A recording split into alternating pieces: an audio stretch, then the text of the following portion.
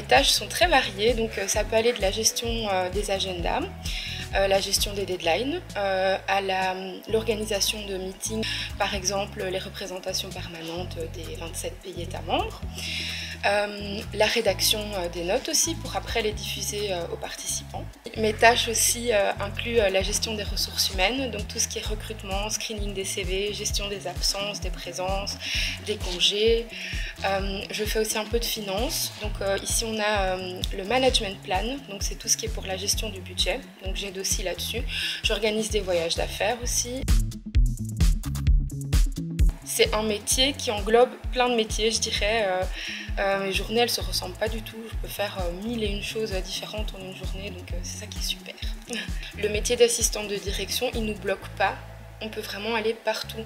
C'est-à-dire que si on est passionné par les ressources humaines, on peut bosser dans une boîte de ressources humaines. Si on est passionné par la médecine, on peut travailler dans un hôpital ou dans une entreprise pharmaceutique. Ça ouvre plein de portes.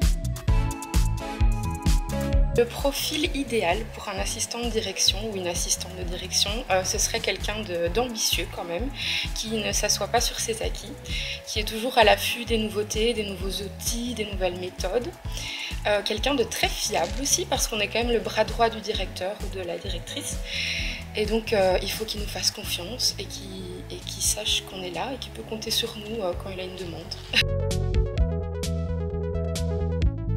On voit beaucoup de femmes, mais je ne suis pas d'accord, les hommes ont tout à fait leur place dans ce métier. D'ailleurs, ici on a des assistants masculins à la commission et ça fonctionne très bien, aussi bien qu'avec les femmes. Donc moi je pense que comme pour tous les métiers, tout le monde a sa place. Hommes, femmes, tout le monde. J'avais un peu peur au début, mais je suis pas du tout d'accord avec ces clichés. Je ne suis pas mal payée. Je trouve que c'est un métier où on a beaucoup de responsabilités.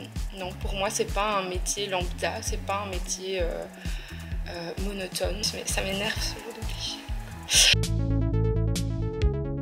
Un des plus gros avantages, c'est la reconnaissance. Parce que tous les jours, je vois tout ce que je fais.